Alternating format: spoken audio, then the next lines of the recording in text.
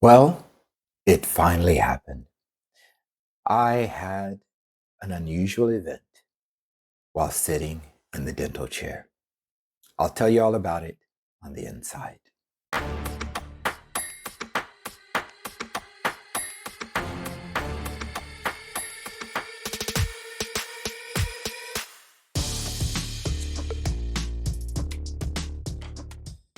Well, let me start by saying welcome back to X-Carbovore. My name is Kian Anyan, and I had purposed in my heart to give you a daily event of my journey. I've been away now, I believe, for 6 or 7 days. This is my first day back on.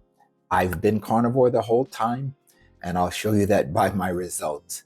I had an unusual event happen to me while I was in the dental office. Maybe some of you might remember from day 8. I don't think I posted day 9, even though I purposed to do that. I think I got frustrated toward the end of the day. But on day 10, day 9, I had a dental appointment. I went to the dentist, had some work done. Everything was great. But the very next day, I also had another dental appointment, which was to work on old root canal that had an infection somewhere deep, and they were just going to go and clean that out. Um, well, early that morning, 7:40, started the dental appointment. And as soon as he injected me with the Novocaine, lidocaine, whichever cane that was, the same one he normally uses, I felt something shoot into my brain on the left side. And it was unusual, but I felt very, very relaxed at that time. So much so that my right side of my face just closed. My eye closed, my arms, my legs, everything was totally relaxed. And he began to work. And somewhere 10 minutes or so later, he just mentioned to me, listen, if you feel anything, let me know. Just raise up your hand like you normally do, and we'll give you some more uh, lidocaine. Let's just call it that for the time being. Don't forget, I live here in Sweden, and we talk Swedish here, so I'm trying to translate the best way I can for what he said. So at that moment, I tried to raise my hand, and nothing. I couldn't raise my hand. And then he noticed that my eye was closed, and he asked if I could open my eye, and I couldn't open the right eye. The left eye I could open just fine. How are you breathing? I'm breathing just fine. Everything feels good. Go ahead and continue. It doesn't matter. I'm about as relaxed as I could ever be, and I just feel fine. But my body didn't show that I felt fine. And then moments later, he was talking to me, and I know I was answering him in my head, but what was coming out was Bob, Bob, Bob. And from that moment, everything stopped. He called the ambulance, and off to the hospital I go. There's so much to be said about what took place. And I want to tell you step by step what happened. Of course, I'm telling them all along, I'm carnivore. Now, why did that come up? The first thing he wanted to do when he realized that my face was not reacting, he felt, one, it was early in the morning, and I don't normally eat breakfast. I normally eat around between 12 and 2 in the afternoon. So he's thinking I need more energy. I'm telling him, no, I don't. I'm perfectly fine. No, we're going to give you a dextrose tablet. Well, dextrose is sugar. I don't eat sugar. I'm a carnivore, I said. He's like, what does that mean? I said, I don't eat carbohydrates. So now he's thinking, I have a sick patient on my hands. So he started treating me as if I was nutritionally deficient. And that's just from a natural ignorance of the carnivore diet. So, and it didn't stop there. The first thing he said to the EMTs when they arrived, he's a carnivore. It was like it's like saying, unclean, unclean. I was waiting to hear that. So, and then, of course, now they're going into it. Well, when was the last time you've eaten? Blah, blah, blah. Well, I ate last night. I said around 9 o'clock I had, and I know, I think I had chicken or steak. I can't remember what I had. It was a few days back. And so, of course, I get to the hospital and they take me in because now my eye is opening and closing. For me, I know what took place was that for the first time after going to the dentist forever, I'm feeling something in my brain. I've never felt an injection go into my brain, and I know that this has an effect. Well, the EMTs asked him, has this ever happened before? And he goes, no, it's never happened before. And so the journey begins. So I arrived to the hospital, and they began, of course, to do their assessments. And I've told you guys before that I've had high blood pressure in the past, and 200, 220 over 110. And they put me on blood pressure medication. Now, and I know, I've been telling you if you've been following me on this channel, that I stopped taking the medication sometime in May. Well, they see this because in Sweden, our medical records are accessible from any medical facility within the country. So every doctor that you might run into, let's say you go skiing in the Alps, and as I did before, and you break your collarbone, and they have to rush you to some local physician. He's able to see what your medical history is. You don't really have to give it to him. They'll still do their proper assessment, their questioning, their triage, if you will, but they know everything. So they see that I'm taking losartan. I say I'm taking, even though we know that I haven't taken it for close to 6 months, maybe more than 6 months now. And my blood pressure is fine. And they're noticing my blood pressure is fine. They're doing all of these other checks on me. They're taking blood. They're doing all these neurological exams on me as well. Now, of course, the lidocaine hasn't worn off yet. I mean, it's still in my system. And so sometimes my eyes close. To me, this is what I understand, that this is what's happened to me. They can't get it. They're looking at me that I've had a stroke, or a TIA, a transient ischemic attack, which is like a mini stroke. You had something that blocks your brain for a moment, and then as it dissipates, you get better. So they started treating me more of a TIA rather than a stroke, but still a mini stroke. And I'm thinking, hey, by the end of the day, I'll be just fine.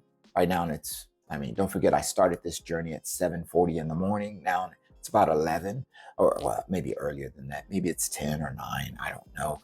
But I'm still in the emergency room by 11-ish, and I'm feeling better. And my eye is open. I still don't have full balance yet, but I'm sure it's just wearing off. Whatever this stuff is, whatever that they've done, whatever it happened in this brain of mine, is still just recalibrating in my mind. Well, no, we're going to have to keep you overnight for observation. But before we do that, we're going to take an X-ray of your brain. Okay, so it's almost like an MRI, but literally it was super quiet. So it was an X-ray, but very nice X-ray. Come back later, or it's about 2 o'clock now. X-ray negative. Everything's cool. We think we're going to keep you overnight. Okay, wife's not happy. I'm not happy. I'm really irritated. But they put me on the ward. Of course, the guys on the ward want to know, what do I want for dinner? And I'm like, well, I'm carnivore. I like something, just meat is fine. Well, we have pasta, we have we have a lasagna, we have this sort of steak that has, of course, something with potatoes, but it's covered in this gravy. And even through it, anyway, nothing really carnivore. So fine. I order something just so that I get them off of me. They want to figure out what I'm going to have for breakfast. And then I finally just accept, just give me boiled eggs and some black coffee. I know that's not really carnivore. I'm working on that part. I'm going to get rid of that by the new year. Don't forget, this is my transition period, okay? Nonetheless, my wife is bringing my food every day. And what I'm doing is I'm taking whatever food they're giving me, I'm putting it in the trays that she's bringing me the food after, of course, I wash the tray out. And then my wife sits and she enjoys the food while I eat the food that she brought for me. And so it really worked out really nice. They were checking my blood for the first day, and which ended up being, I think, 3 or 4 days that I ended up in the hospital. I was in from Wednesday until Saturday evening. The first few days, they were checking to see if I was diabetic, which I enjoyed laughing because my blood sugar was 5.0 and 4.7 and all of this, and I'm talking millimoles per liter. And they stopped checking it because I'm not diabetic. Thank the Lord for Carnivore. But what they did see, which drove me batty, was that I had fat in my blood. Of course I have fat in my blood. I'm 70% fat, 30% protein in my diet. So they were giving me pills to reduce the fat in my blood. They were giving me my blood pressure medication because that's what's in my medical chart. And they were giving me a blood thinner just in case I had a stroke. So the story gets better from there. Now, I stayed in the hospital for, all day, Wednesday, Thursday, Friday, and most of the day on Saturday. Actually, I thought it would be over the whole weekend, but on Thursday, they decided they were going to do a real MRI. And great, we'll get to the bottom of this. And MRI comes back negative. Great. I'm telling them I'm fine. They're doing these neurological exams on me once to twice a day. It depends on, they even had a student come and work on me while they were there to test the student. I just put it that way. So I was being examined all the time. The other thing they wanted to do was to check my carotids because they thought somewhere in my record, they said that I had a heart stent, and I do not have a heart stent. So something is false in my record. But the doctor felt that I had a stent for coronary artery disease. And if you have coronary artery disease in your heart vessels, you can have it anywhere else in your body. So they thought maybe in my carotid arteries, I had this stenosis, or I'm calling it stenosis. I'm sorry. I work with the heart and lungs, so I want to break it down so that you guys can understand it. But a hardening of my arteries or a buildup of plaque, and that this is starting to break away and something went directly into my brain. That's what they're thinking. So, of course, we get to this point that they can't get this test done right now. Now, this is Friday. Every time they give me a test, I don't really get the results till the next day, other than when I was in the emergency room, they told me. So Thursday, they give me the MRI. On Friday, they tell me the results, but they want to run one more test, this carotid bill. They can't get me in right now. They're thinking Monday, but they're going to try Saturday. So because they said that, I just figured I was going to be there over the weekend. But sure enough, on Saturday morning around 10, they told me, hey, get ready. We got you an appointment. You're going to go down for this injection for them to look at my carotids. And they checked me out. That evening around 4 or 5, a new physician, the head neurologist, comes in and she goes, your carotids came back perfectly clear. We can't find anything wrong with you. You're looking great. It must have been the dentist. Thank you. I've been telling you that for 4 days. And you're welcome to go home. So, which was very awesome. So that was my stroke scare. And I'm so grateful to my wife for supporting me during this period, because it would have been very easy for me to break and to go into eating the hospital food and have to worry about coming home and getting reacclimated, all of that. To start Carnivore is tough. To maintain it should be easy, but it's just as tough. Every day it could be a challenge. And this was my challenge time. And they did have the kryptonite. They had the I won't call it a donut. We call it bulle here, which is like pastry breads and things like that. They offered that to me every day. And I had to resist kryptonite every day. So thank the Lord that I was able to do it, but only with the support of my wife, which was awesome. How about if we talk about my results? Well, let's start by talking about my blood pressure. My blood pressure, as most of you know, has been the big, scary thing about our journey. And that's why I do monitor myself daily. And I am certified in doing so. So I'm very comfortable doing that. Even if you're not certified, if you have a blood pressure monitor at home, I suggest, especially during the carnivore time, that you check your blood pressure on a daily. We're going to, in the future, and I'm hoping maybe that I'll make that a Christmas gift for myself, to also be able to check our HDL and LDL, our triglycerides, and things of that sort, to make sure that we are well within our fat and lipids panel as well. And I'll probably do that maybe once a week. And maybe we'll make it on every Friday, something like that. So it's kind of exciting, something to look forward to on a Friday. But that's my next home test that I'll be purchasing. And the reason why, I could be honest with you and open, those exams are quite expensive, even for the test strip. And so I want to prolong them as long as I can. I can get 50 strips, and that's almost a year's worth. It's more than $100. So I want to make sure that I could prolong that. Of course, 50 strips, if I was doing it every day, that would be bonkers. Then I'm spending about $100 every couple of months, and starts to wear in. And as of right now, I'm not earning anything from posting this. This is for our pleasure and our joy, and for my encouragement. Don't forget, this is just so that I could be accountable, not only to myself, but to some of you who are out there. And hopefully you can hold me accountable while we go through this journey together. And I hope, if this is helping you, if this has encouraged you in some way to start with the carnivore diet, I hope that you would feel comfortable enough to write me a note and say thank you for whatever it is that I've helped you through. And I want to appreciate you coming and checking me out. Let's take a look at my blood pressure.